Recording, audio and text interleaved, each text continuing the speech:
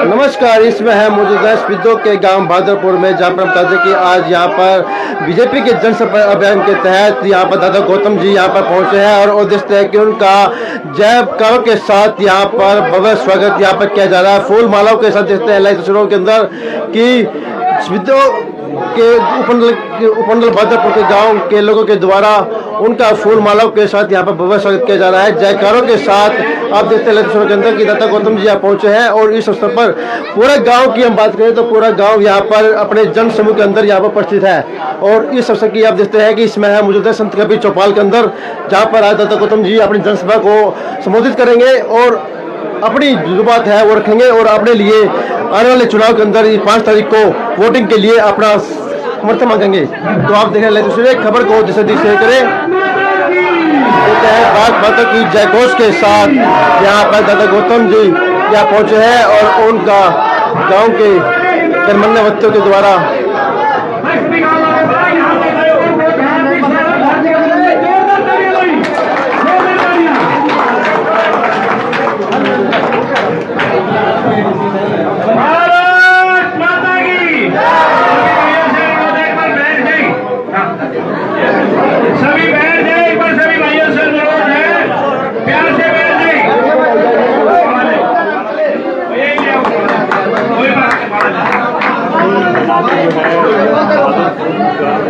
ये हमारे गांव के मुखिया रामेश्वर जी और गांव के सभी मुखिया लोग दादा को पगड़ी पहना करके सम्मानित कर रहे हैं। देखते हैं कि गांव के मुखियों के द्वारा यहाँ पर आज पगड़ी पहनाकर स्वागत किया जा रहा है। और दादा राम कुमार गौतम का मेरे गांव में पहुंचने पर गांववासियों की तरफ से मैं स्वागत करता हूं, धन्यवाद करता हूं। जय हिंद, वंदे मातरम। सभी से अनुरोध है पर शांति से बैठ जाए, आराम से। जो हमारे बीच में हमारे नेता आए हैं, हमारे प्रत्याशी श्री राम कुमार गौतम जी आए हैं, उनको सुनेंगे। आराम से बैठ जाइए भाइयों साथियों।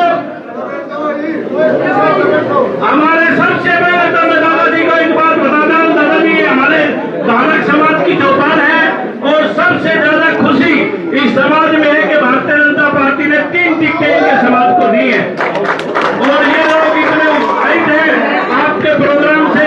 सुबह 9 बजे से चौपाल में इकट्ठे बैठे। दादाजी मेरा गाँव है ये, और मैं आप लोगों को भी बता दूं, मैं चंडीगढ़ में दादाजी रहता हूँ। हम लगभग दादाजी चलो उम्र के लिहाज से कई बार नहीं ध्यान रहता, मैं रोज दादाजी को दुआ सलाम हम पार्क में करते थे। भाई नेता की बात सुनो, लोग विपक्षी दूसरी पार्टियों के भी लोग आएंगे, पहाड़ी की बकवास तो करते हैं। मैं आपको एक चीज बता देता हूँ, दादाजी यहाँ से बन के जाएंगे सभी में पहली बार कमल का फूल गिरेगा और मंत्री बनेंगे। जो मंत्री और नेता होता है वो बाहरी नहीं होता, पूरे हरियाणा का होता है, प्रदेश का होता है, जनता का होता है। और दादाजी हमारे बीच में पहले भी एक बार चुनाव लड़के गए, हमारे बीच के आदमी, हमारे बुजुर्ग है, सामान्य है। मैं आपको एक चीज और बता देता हूँ, दूसरे लोग जो आएंगे वोट मांगने, 2 निर्दलीय चुनाव मैदान में है, बीजेपी से चुनाव टिकट मांग रहे थे। भाइयों उन्होंने अपनी एक पट्टा समझ लिया, राजनीति को, सभी को अपनी जागीर समझ लिया है। वो किसी भी पार्टी में रहे, उनको टिकट मिलो ना मिलो, वो इंडिपेंडेंट लड़ेंगे, निर्दलीय लड़ेंगे। उनके लिए पार्टी और नेता समाज भाईचारा कोई अहमियत नहीं रखता। मैं आपको दूसरी चीज बता देना चाहता हूँ, भारतीय जनता पार्टी इस 10 साल में आप अपने गांव को, अपने समाज को, अपनी बिरादरी रिश्तेदारी में जाके देख लो, जो कभी 10 साल से पहले बच्चे नौकरी लगे होंगे और इस 10 साल में लगे हैं, आप आंकड़ा निकाल करके देख लो, आपको खुद नजर आ जाएगा भारतीय जनता पार्टी ने क्या किया है। मैं आपको एक चीज और बता देता हूँ, सभी को पता है, मीडिया के माध्यम से सभी लोग जानते भी होंगे, भारतीय जनता पार्टी ने 1,20,000 बच्चों को नौकरी की गारंटी, मतलब 58 साल की गारंटी को रोजगार में दी है। अगर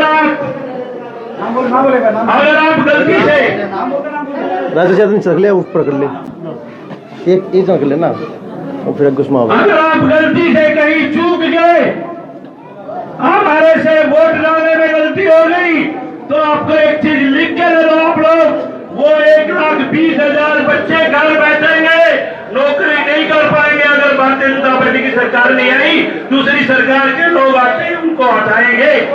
तो ये हमारे बच्चों का भविष्य सुरक्षित है। और तीसरा एक अध्याय रहा है जिसकी भी सेंटर में सरकार रही है, हमेशा हरियाणा में उन्हीं की सरकार बनी है। सेंटर में भारतीय जनता पार्टी की सरकार है, तीसरी बार हरियाणा में भारतीय जनता पार्टी की सरकार बनने जा रही है और शहीदों में पहली बार कमल खेलने जा रहा है। मैं स्वागत करता हूँ हमारे आए हुए ज्येष्ठ और श्रेष्ठ नेताओं का। मैं दादाजी से अनुरोध करता हूँ अपने विचार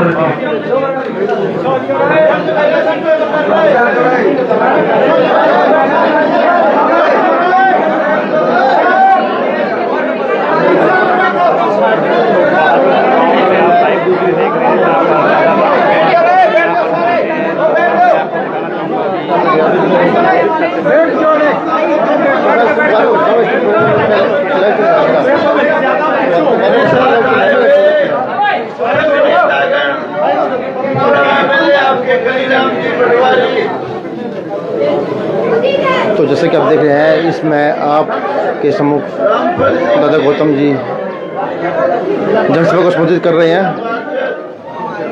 राकेश शर्मा जी, बलवंत जी और आपके गांव के पूर्व सरपंच रोशनलाल जी, हमारे राजकुमार जी योगी, सभी मान के योग मेरे हाजिर बहनों, भाइयों, प्यारे प्यारे बच्चों, भाई बहुत बातें बता दी हमारे जो पूर्व सरपंच आपके रोशनलाल जी ने। मैं तो केवल इतना ही कहूंगा, समय का अभाव है। अगर सरकार चाहते हो इसमें सबको सबका हक मिले, सबकी सरकार हो, सबको नौकरियां मिले, सभी जगह काम हो, तो भाई बीजेपी ने बनाइयो। और बीजेपी ने बनाओगे तो नायब सिंह सैनी चीफ मिनिस्टर होगा, जो इस प्रांत का एक बहुत ही कीमती हीरा है और जो सबको सबका हक देगा। और भाई कांग्रेस पार्टी की अगर मदद करोगे तो 9.5 साल का हुड्डा साहब का राज याद कर लियो, वो चंद लोगों की सरकार होगी, थोड़े से इलाके की सरकार होगी। अगर आप चाहते हो सबका भला हो सारे हरियाणा का, तो भाई बीजेपी का वोट दे दियो और मुझे एमएलए बनाइयो। मैं एमएलए बनूंगा तो बनेगा और नरेंद्र मोदी को बहुत बड़ी ताकत मिलेगी, जो हिंदुस्तान का गौरव है, जो हिंदुस्तान का हीरा है, बहुत बड़ा आदमी है, एक फरिश्ता है, भगवान ने भेजा है, जिसने देश के बहुत बढ़िया बढ़िया काम किए देश के लिए। कश्मीर अलग चला गया था देश से, उसको दोबारा से 370 धारा तोड़ के देश में मिला लिया, राम मंदिर का निर्माण किया, मुस्लिम बहन बेटियों का 3 तलाक से पीछा छुड़ा दिया, हमारी बहनों के लिए 1 नई रिजर्वेशन कर दी, एमएलए में, एमपी में, दुनिया में देश का गौरव बढ़ाया। और पहले जब कोई प्राइम मिनिस्टर जाता था उसका कोई सम्मान नहीं करता था।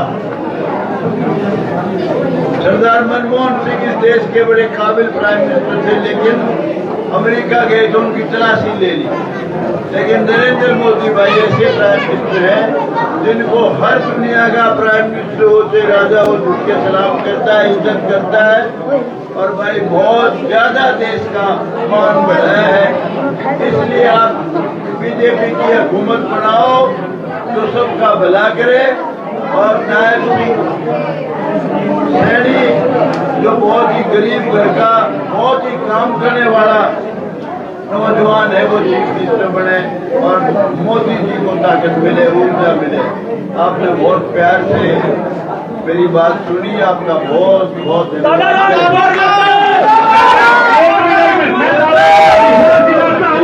मेरे गांव से दादाजी जैसे कि अभी आप तस्वीर देख रहे थे, जहाँ पर आज बिद्दो के गांव बादरपुर के अंदर दादा गौतम पहुंचे और उन्होंने अपनी बात रखी यहाँ पर कि किस प्रकार से बीजेपी ने इन 10 सालों के अंदर कितना अच्छा काम किया है, लोगों को बिना पर्ची खर्ची के नौकरी देने का काम किया है।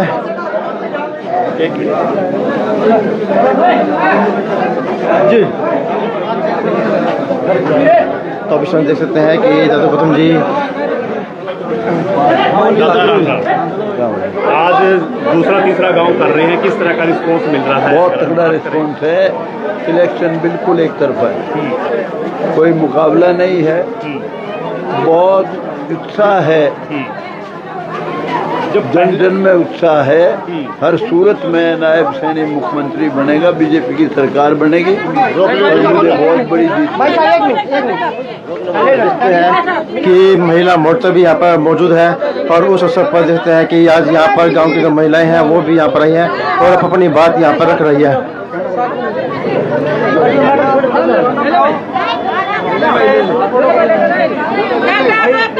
जिंदाबाद जिंदाबाद जिंदाबाद।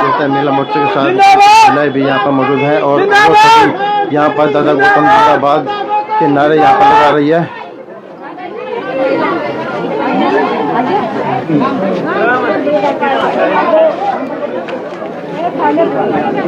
बैठ लेने का इनके ले लें।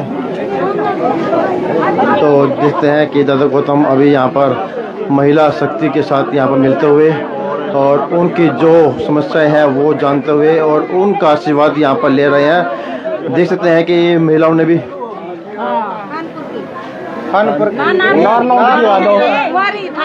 है 5 बता दिए। हाँ। उनकी ले ली मानतान 100 रुपये मानतान दे कोई दे उन्होंने मान सम्मान जो है मिलनी है वो यहाँ पर दी गई है। आज जिस तरह से भागलपुर में स्वागत हुआ है, क्या कहेंगे, किस तरह का माहौल नजर आ रहा है? बहुत अच्छा है। वो आंधी आएगी, तूफान आएगा और फिर वही कमल खिलता हुआ आएगा, लक्ष्मी आएगी, कमल का फूल आएगा।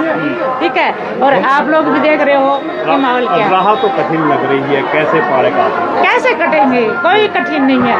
आप हमारे साथ देखो ना, महिलाओं का किस तरह का साथ? महिला और जहाँ भी हम जाते पूरा साथ है हमारे साथ है। किसने दे दिया आशीर्वाद आज? उसके किसका दे दिया आशीर्वाद आज? आशीर्वाद दे दिया बन जाएगा। बना के बनावांगे के बनावांगे जमा पक्की ना हमोर पुल पर। हाँ फिर हम तो